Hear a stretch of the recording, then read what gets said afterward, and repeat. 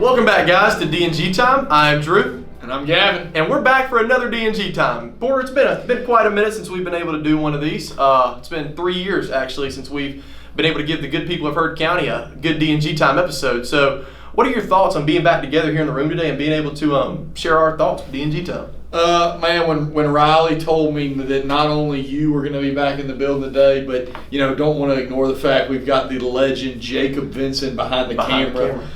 When Riley told me that, the old memories came flooding back. I got a little teary-eyed, as you can imagine. It was just the weirdest thing. When he told me you were going to come back, my hands just started throwing the horns up, just like the old time. So, man, I'm glad to have you back. You've been gone for too long. And it's just great to see again Jacob as well. I mean, it's great to have two legends of the War Cry game back in the building. It's great to be back. Where I tell you that, I mean, Jacob behind the camera is just like normal times, and we're back filming a great episode. I can't give you enough credit for what we did back 3 years ago, and I think being able to give the people what they want now is something that. So we'll get into it. So Porter, let's talk about it. A topic that we talked some about. I know it hits close to home for you.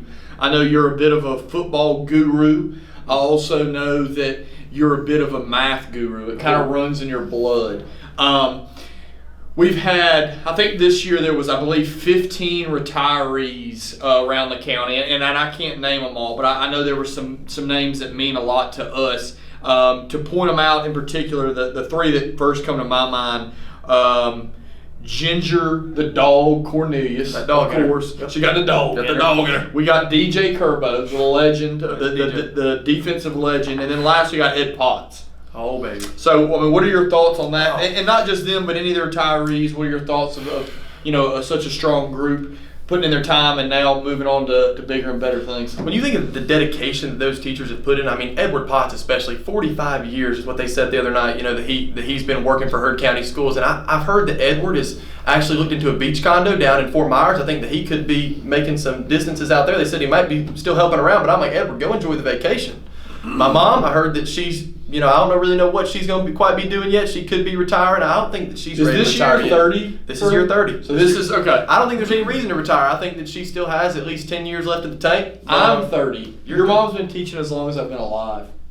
Don't tell your mom that. Oh, my goodness. That's awkward. That's wild. And then DJ Kerbo, I mean, you can't tell the magnitude of what he's done for our football program. Defensive coordinator, I mean, produced you talking about Aaron Beasley, Drew League, Zaylen Wood, Quincy Shepard at cornerback, Huzzy's at UNC right now. Let's not overlook, he's also the head golf coach. I mean, the guy's got a swing like Tiger, but he's over here coaching defensive coordinator. DBs. I mean, he could coach defense for Nick Saban. I mean, let's just talk about it like it's real. So I think that when you describe what they've done for our program, I think that they're leaving some big shoes to be filled. But I mean, with all the expenditures they're taking, like DJ going off and following his garden game, he wants to be a gardener. I've heard that he's been working in the yard a little bit more. Yeah, I've seen some videos on Snapchat. And he's really working the garden area of his house. He's been doing a lot of work around the gazebo. I think Lorena's taken most of that into hand. I think he's just kind of kicking back. And that's a good thing. I believe they've also been preparing to host a wedding in their house.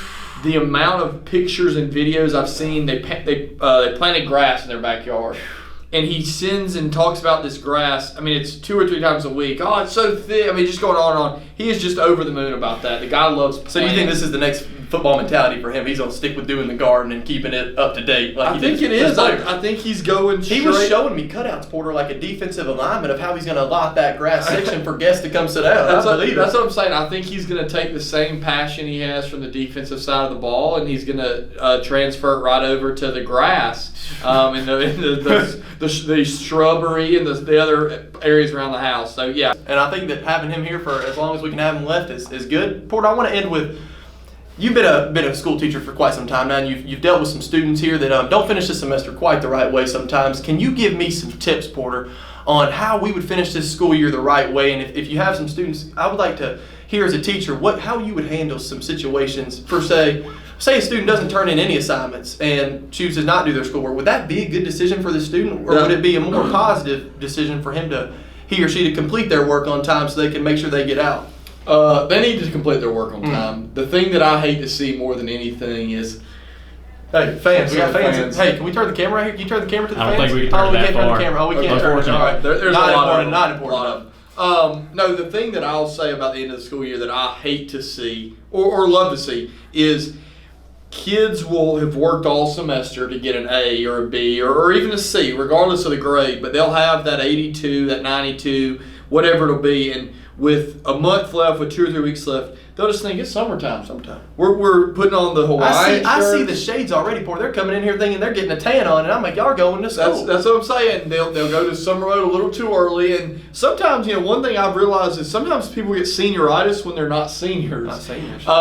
So I just hate to see the kids that have worked so hard for 15, 18 week or 15, 16 weeks, and then they let it slip at the end. Whereas, they deserved an A, they got a B. They deserved a B, they got a C. They deserved a C, they failed a class. If there's one thing that the Legend Gingers taught me, it's not just how you start, it's how you finish. You've got to push it through the whole semester. So finish these last few weeks strong. Get your assignments turned in. Stay on top of things. We've got a 2.5 month summer break coming, but we're not there yet. We're not there yet. And if y'all want to be lackadaisical and stop doing your work, DJ Kerbo's got a few more weeks. He can have some more kids in there for ISS. I'm sure he'd love to build some relationships with you. Hey, man, into the right way. Well, Porter, I'm glad we can get back in here for another D&G time. It's been a pleasure. It's always 3 years too long. Pleasure to have you back. But, hey, guys, go Braves. Horns up.